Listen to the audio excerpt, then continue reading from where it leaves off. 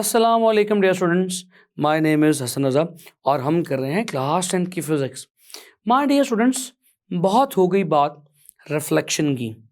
अब हम स्टडी करेंगे रिफ्रैक्शन को। रिफ्रैक्शन क्या है? हम सब अब इस कदर रिफ्रैक्शन को तो जानते हैं कि कोई भी वेव एक से अगर दूसरे मीडियम में दाखिल हो जाए और दाखिल होते हुए अपने असल पाथ से बेंड हो जाए तो रिफ्रैक्शन कहलाती है। रिफ्रैक्शन को जनरली कहा जा सकता है the bending of the waves as it moves from one medium to another medium is called as refraction। अब क्वेश्चन ये है कि रिफ्रैक्शन लाइट की होगी तो कैसे होगी, इस रिफ्रैक्शन के लॉज क्या होंगे। सो डियर स्टूडेंट्स, इन तमाम बातों को आज के लेक्चर में पढ़ा जाएगा। तो चलिए without any further delay in तमाम बातों को पढ़ने के लिए चलते हैं लाइट बोर्ड की तरफ।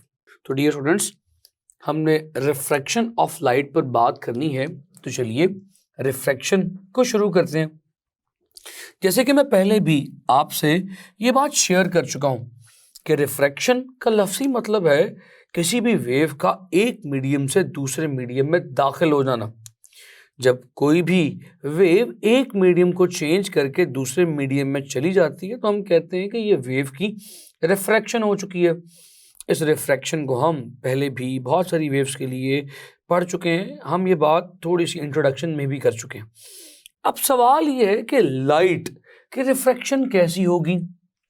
स्टूडेंट्स, यकीनन लाइट भी पहले किसी और मीडियम में ट्रेवल कर रही होगी और अचानक किसी दूसरे मीडियम पर इंसिडेंट होगी, टकराएगी और टकरा कर बजाय उसी मीडियम में वापस आने के अगले मीडियम में दाखिल हो जाए तो हम कहेंगे ये रिफ्रैक्शन ऑफ लाइट है, यानी लाइट की वेव ने रिफ्रैक्शन कर दी। तो चलिए इसी बात को पहले डायाग्रामेटिकली समझते हैं, फिर इसकी डेफिनेशन भी लिखने की कोशिश करेंगे। सो डियर स्टूडेंट्स, एग्जाम्पल के लिए हम कहते हैं कि हमारे पास ये एक ग्लास स्लैब है। This is not the mirror, ये ट्रांसपेरेंट मीडियम है, ग्लास की स्लैब है। स्टूडेंट्स, इस ग्लास की स्लैब पर हम हमेशा की तरह एक नॉर्मल ड्रॉ करेंगे। ये नॉर्मल हमें आसानी देता है एंगल ऑफ इंसिडेंस मेजर करने के लिए। हम इसी नॉर्मल से एंगल ऑफ इंसिडेंस की वैल्यू को मेजर करते हैं। So dear students, now this time it is glass, a transparent medium, और हमारे पास ऊपर एयर है। एयर भी एक ट्रांसपेरेंट मीडियम है। स्टूडेंट्स, यहां पर बात बहुत इंपॉर्टेंट है। Air is a rare medium, ये एक रेयर मीडियम है। अब रेयर मीडियम से क्या मुराद है, इसे आगे भी डिटेल में एक्सप्लेन करूंगा, और अभी के लिए सिर्फ इतना बता देता हूं, एक ऐसा ट्रांसपेरेंट मीडियम जिसकी डेंसिटी कम हो as compare to another medium. लेकिन इसको प्रॉपरली क्या कहते हैं, इसे चंद लम्हात बाद अभी आगे शेयर करूंगा। और ग्लास हमारे पास डियर स्टूडेंट्स एक डेंसर मीडियम है।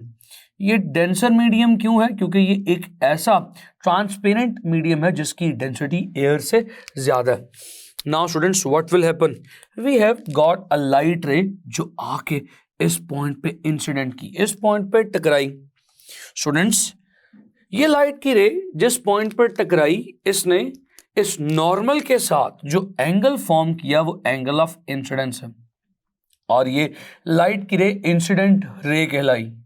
स्टूडेंट्स, बाय लॉ अगर हम कहें कि लाइट हमेशा स्ट्रेट लाइन में ट्रेवल करती है, आप जानते हैं कि एक रूल है, light always travel in a straight path. तो अगर हम इस बात को इमेजिन करें तो लाइट को तो बिल्कुल सीधा स्ट्रेट निकल जाना चाहिए था, लेकिन ये लाइट की रे जब दूसरे मीडियम में दाखिल होगी तो अपने इस असल पाथ को फॉलो नहीं करेगी, ये अपने असल पाथ से थोड़ा सा डेविएट हो जाएगी, और असल पाथ से डेविएट होकर ये नॉर्मल की तरफ बेंड हो जाएगी। So it will bend toward normal. इस केस में जो एंगल ऑफ रिफ्रैक्शन बनेगा वो आर कहलाएगा।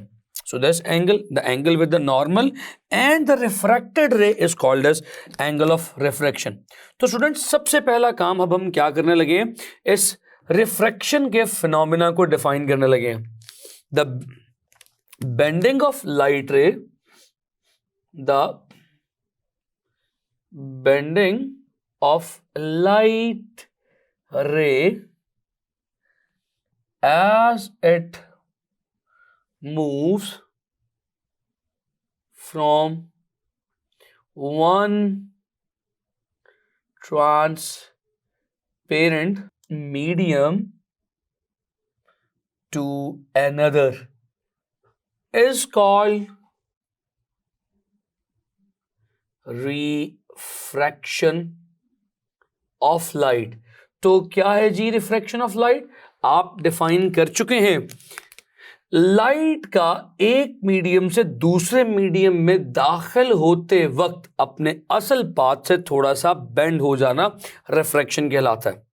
सो माय डियर स्टूडेंट्स, अब यहां पर आपने एक बात बहुत ज्यादा गौर से सुननी है और जहन में रखनी है, जो मैं बता भी चुका हूं कि जब भी लाइट की रे एक रेयर मीडियम से रिफ्रैक्ट होती हुई डेंसर मीडियम में दाखिल होगी तो वो टुवर्ड्स नॉर्मल बेंड हो जाएगी, नॉर्मल की तरफ बेंड होगी। सो इस केस में याद रखिएगा, इसे मैं अपने स्टूडेंट्स को याद करवाने के लिए कुछ इस तरह से लिखा करता हूं, rare medium to denser medium, rare medium to denser medium के केस में आपने हमेशा याद रखना है कि बेंडिंग होगी, बेंडिंग टुवर्ड नॉर्मल, हमेशा जो लाइट की बेंडिंग होगी वो टुवर्ड्स नॉर्मल होगी। सो डियर स्टूडेंट्स, यहाँ पर ये बात जहन नशीन करनी बहुत इंपॉर्टेंट है। क्या आप जानते हैं कि इस बेंडिंग की वजह से हमें कहाँ कहाँ धोखा बर्दाश्त करना पड़ता है, हमें किस किस जगह धोखे का सामना करना पड़ता है? आप जानते हैं कि अगर लाइट की रे बेंड हो गई तो हमें जो चीज़ें स्ट्रेट नज़र आ रही हैं वो स्ट्रेट नज़र नहीं आएंगी, क्योंकि डियर स्टूडेंट्स, हम अगर किसी ऑब्जेक्ट को देख सकते हैं तो उसमें से निकलने वाली लाइट की रेस की वजह से देख सकते हैं। सो मैं आपके सामने एक पॉइंट शेयर करता हूं कि फॉर एग्जाम्पल अगर आप एक ग्लास ऑफ वाटर लें, उस ग्लास ऑफ वाटर में आप एक पेंसिल को इमर्स कर दें। So dear students, for example ये इमर्स्ड पेंसिल है। सो इस केस में ये जो इमर्स्ड पेंसिल है ये हमें ऐसी दिखाई नहीं देगी।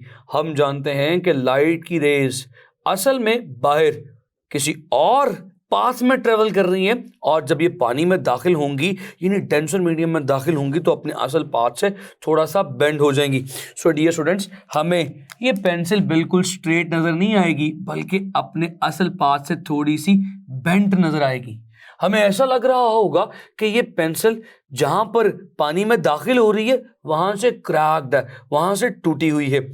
इसकी वजह भी सिर्फ रिफ्रैक्शन ऑफ लाइट है। सो आपकी बुक में इस डायग्राम को रिप्रेजेंट किया गया। सो डियर स्टूडेंट्स, यहां पर बात खत्म नहीं होती, यहां पर बात खत्म नहीं होती डियर स्टूडेंट्स। इस रिफ्रैक्शन ऑफ लाइट से हमें एक और जगह धोखे का सामना करना पड़ता है। अगर हम कभी मछली के शिकार के लिए जाएं तो भी हम इस रिफ्रैक्शन की वजह से डिसीव यानी धोखे का शिकार हो सकते हैं। कैसे?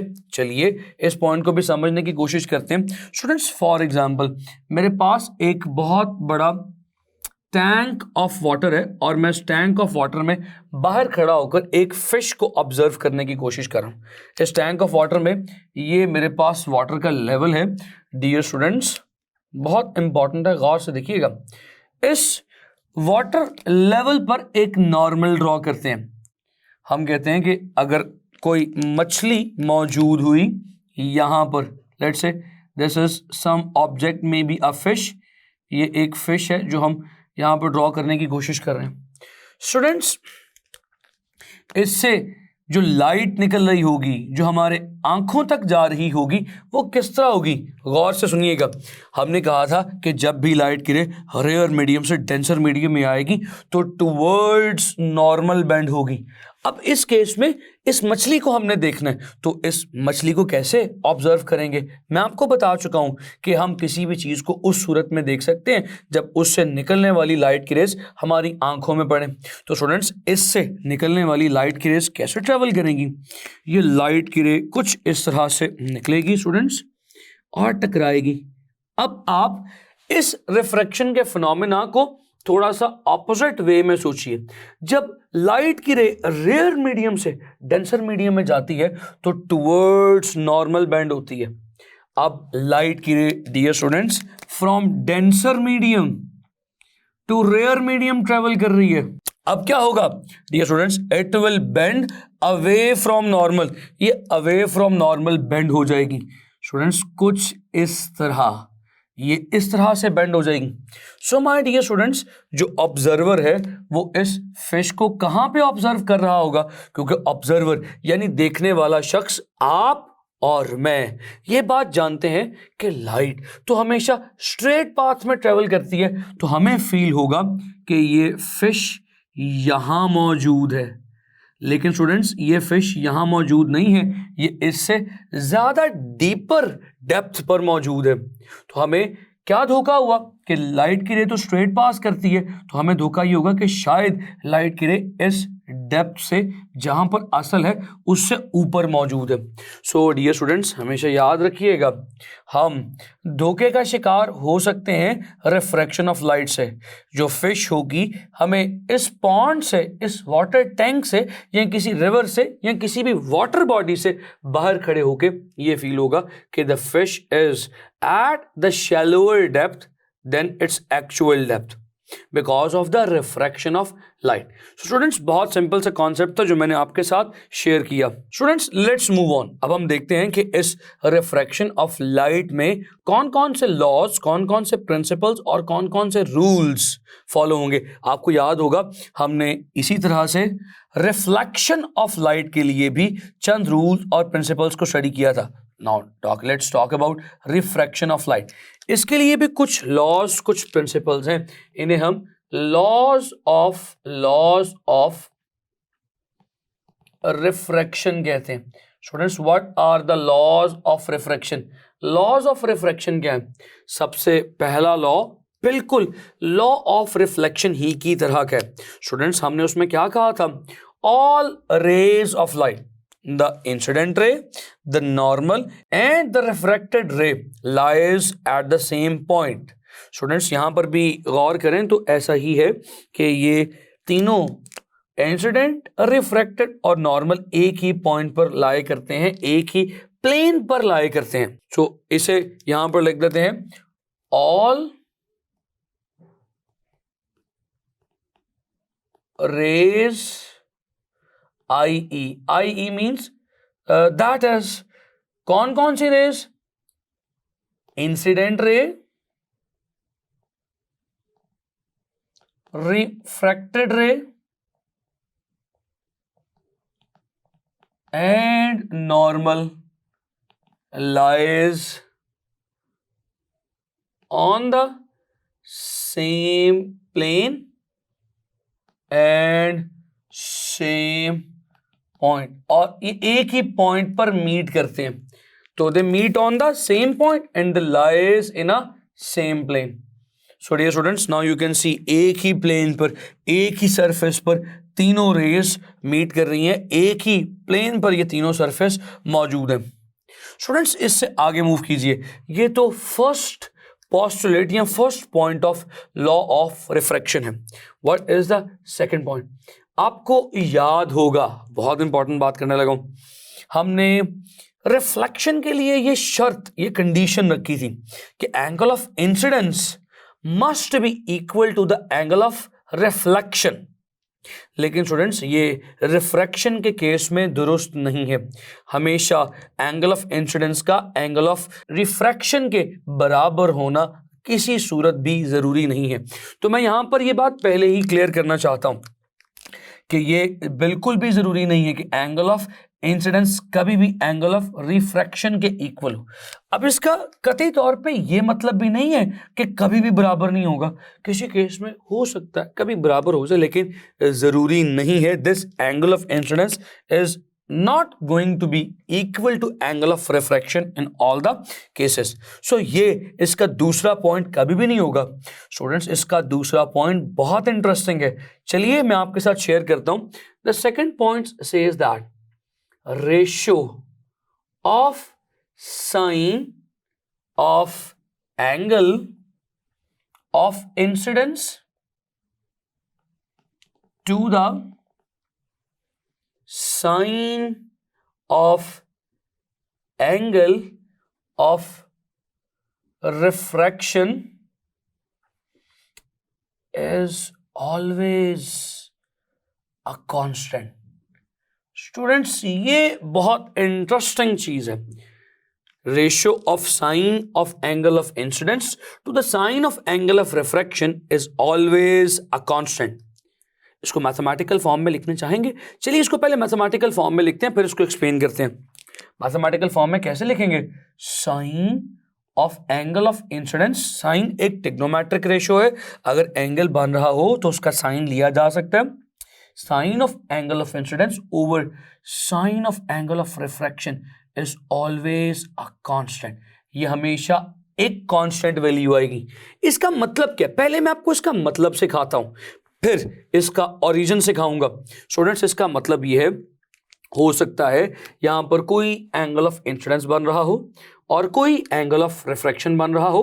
आप एंगल ऑफ इंसिडेंस का साइन लें, उसे एंगल ऑफ रिफ्रैक्शन के साइन पे डिवाइड करें, एक वैल्यू आ जाएगी. लेट्स से मैं कहता हूं ये वैल्यू आती है 1.5 फॉर एग्जाम्पल. अब अगर आप एंगल ऑफ इंसिडेंस को चेंज कर दें, एंगल ऑफ इंसिडेंस अब ये बना लें, तो एंगल ऑफ रिफ्रैक्शन भी डियर स्टूडेंट्स ऑब्वियसली चेंज हो जाएगा. Now in this case the angle of incidence is this one, the greater one, और एंगल ऑफ स्टूडेंट्स रिफ्रैक्शन भी यकीनन चेंज हो जाएगा. अब इस केस में आप एंगल ऑफ इंसिडेंस का साइन लें और एंगल ऑफ रिफ्रैक्शन का साइन लें. एंगल ऑफ इंसिडेंस की साइन की वैल्यू को एंगल ऑफ रिफ्रैक्शन की साइन की वैल्यू पर डिवाइड कर दें. आप जानते हैं जवाब फिर से 1.5 आएगा. जवाब फिर से वही आएगा जो फर्स्ट केस में हमारे पास आया था. इसका मतलब ये हुआ कि जब भी कोई लाइट की रे इस रेयर मीडियम से डेंसर मीडियम में दाखिल होगी तो एंगल ऑफ रिफ्रैक्शन और एंगल ऑफ इंसिडेंस जो भी बनेगा, इस एंगल ऑफ इंसिडेंस और रिफ्रैक्शन की रेशियो हमेशा सेम आएगी. आप जानते हैं इस रेशियो को क्या कहते हैं? इस रेशियो को हमेशा कांस्टेंट कहते हैं और ये रेशियो रिफ्रैक्टिव इंडेक्स कहलाती है. तो डियर स्टूडेंट्स इसे एक बॉक्स में एनक्लोज कर लेते हैं. क्या आप जानते हैं कि इस लॉ को क्या कहेंगे? ये कानून बन गया, वो बात जो हमेशा दुरुस्त हो, जो हमेशा ठीक हो, एक लॉ बन जाता है. इस लॉ को हम स्नेल्स लॉ कहते हैं. स्टूडेंट्स ये रेशियो हमेशा एक कांस्टेंट के इक्वल आती है, इसे स्नेल्स लॉ कहा जाता है. सो हमेशा याद रखिएगा, in the case of refraction the ratio of sine of angle of incidence to the sine of angle of refraction is a constant. This constant is called as the refractive index of the material. अभी हमने refractive index को discuss नहीं किया. Students Snell's law से related बहुत important short question अक्सर exam में पूछ लिया जाता है. हमें एग्जामिनर कहता है स्नेल्स लॉ को डिफाइन कीजिए. Dear students Snell's law is simply defined as the ratio of sine of angle of incidence to the ratio of sine of angle of refraction is always a constant is called as Snell's law. तो मैं उम्मीद करता हूं कि यहाँ तक तमाम simple से कॉन्सेप्ट्स आप तक पहुँचे होंगे, क्लियर हुए होंगे. नाउ द क्वेश्चन इज कि स्नेल्स लॉ की असल स्टेटमेंट क्या थी? क्या इसी फॉर्मूले को स्नेल्स लॉ कहते हैं कि स्नेल्स लॉ की और भी कुछ फॉर्म्स हैं? ये रिफ्रैक्टिव इंडेक्स क्या है? रिफ्रैक्टिव इंडेक्स किसे कहते हैं?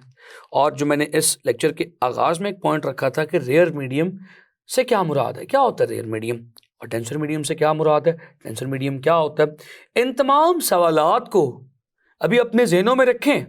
मैं चाहता हूँ कि आप में यही तजस्सुस बरकरार रहे. इन तमाम सवालात के जवाबात के लिए मैं मिलूँगा आपसे अगली बार. तो अगली बार तक के लिए, अगले लेक्चर तक के लिए मुझे इजाज़त दीजिए. आप अपना बेइंतहा ख्याल रखिए. See you in the next lecture. My dear students, आपने ना सिर्फ रिफ्रैक्शन की डेफिनेशन सीखी, रिफ्रैक्शन का फिनोमेना भी सीखा, रिफ्रैक्शन के लॉज सीखे, और एक बहुत नई टर्म रिफ्रैक्टिव इंडेक्स क्या होता है अब आप इससे भी वाकिफ़ हैं. माय डियर क्यूरियस स्टूडेंट्स, उम्मीद करता हूँ कि ये तमाम कॉन्सेप्ट्स आपके क्लियर होते चले जा रहे हैं और आप अपने नोट्स भी हैंडमेड बनाते जा रहे हैं। These notes will help you a lot in your final exam. अभी से साथ साथ पढ़ते चले जाएं। See you in the next lecture. अपना बहुत सारा ख्याल रखें। खुदा हाफिज।